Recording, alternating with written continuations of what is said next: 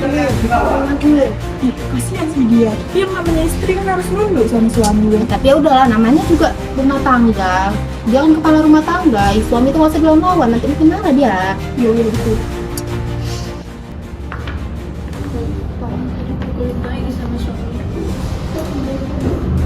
Namanya rumah tangga, suami itu kan pemimpin.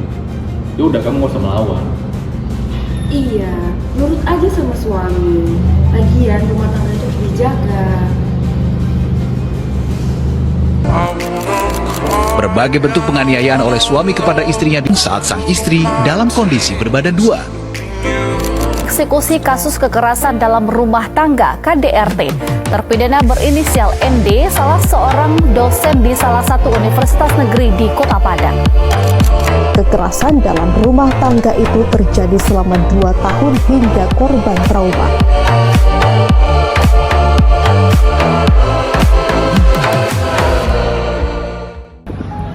KDRT merupakan singkatan dari kekerasan dalam rumah tangga.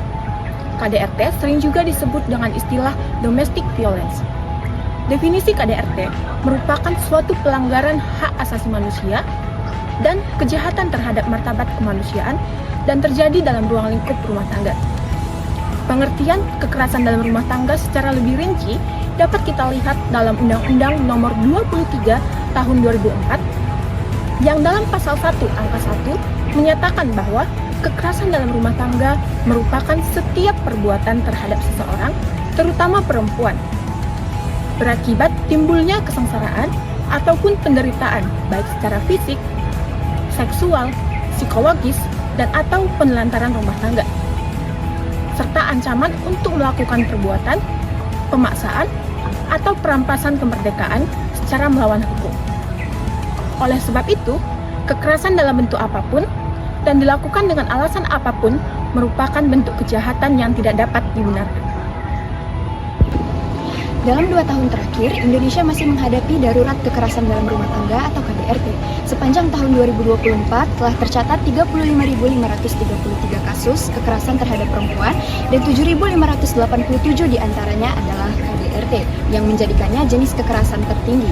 Korbannya mayoritas adalah perempuan dan pelakunya adalah suami. Banyak korban enggan melapor karena stigma, tekanan sosial, dan ketergantungan ekonomi.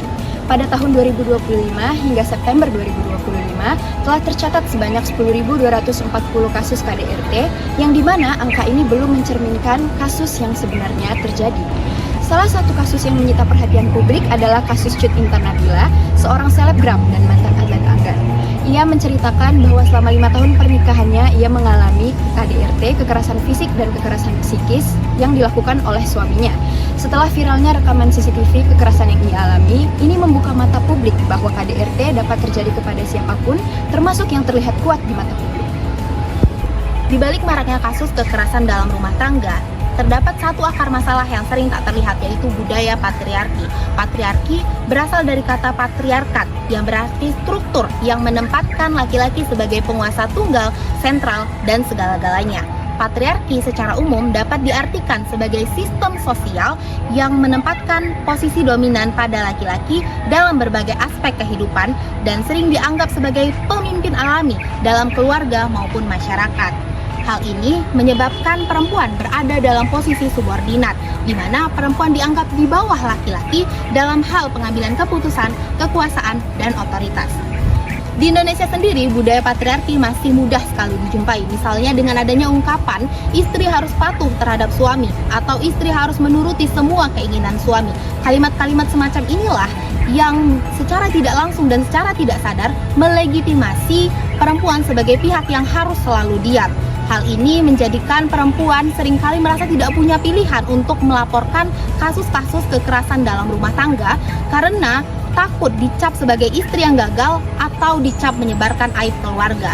Secara tidak langsung, laki-laki dianggap sebagai superior, di mana laki-laki sebagai suami dapat menjadikan kekerasan dalam rumah tangga, baik itu kekerasan fisik maupun kekerasan verbal, sebagai cara untuk mendidik istri ataupun dianggap sebagai hak untuk menegur istri. Oleh karena itu, penting bagi masyarakat untuk menumbuhkan kesadaran hukum sehingga dapat memberikan perlindungan terhadap korban kekerasan dalam rumah tangga, terutama perempuan dan anak-anak. Di Indonesia, kekerasan dalam rumah tangga tidak lagi menjadi hal yang diwajarkan. Segala bentuk kekerasan dalam rumah tangga harus dihapuskan, baik itu kekerasan fisik, seksual, psikologis, dan atau penelantaran rumah tangga. Payung hukum untuk memberikan perlindungan terhadap korban kekerasan dalam rumah tangga di Indonesia adalah Undang-Undang Nomor 23 Tahun 2004 tentang penghapusan kekerasan dalam rumah tangga. Selain untuk memberikan perlindungan terhadap korban kekerasan dalam rumah tangga, undang-undang ini lahir untuk mencegah kekerasan dalam rumah tangga dan menindak pelaku kekerasan dalam rumah tangga. Pelaporan kasus KDRT sangatlah penting bagi kelompok rentan yang sering sekali sulit dalam mengakses hukum. Pelaporan kasus KDRT juga membuka akses bagi aparat penegak hukum untuk menindaklanjuti pelaku dan juga untuk menghentikan tindakan kasus kekerasan secara berulang. Selain untuk menghindari hidden crime, pelaporan kasus KDRT juga mengubah pandangan bahwa KDRT bukanlah semata-mata sebagai urusan pribadi, namun KDRT merupakan tindakan kekerasan dan juga pelanggaran HAM. Oleh karena itu, kesadaran oleh korban dan juga keluarga korban sangatlah penting untuk melapor, agar terputusnya rantai kekerasan dan juga mewujudkan lingkungan yang adil dan aman. KDRT bukanlah hal yang biasa, suaramu berharga dan pantas untuk didengar. KDRT bukanlah hal yang wajar, melainkan pelanggaran hak asasi yang harus dihentikan.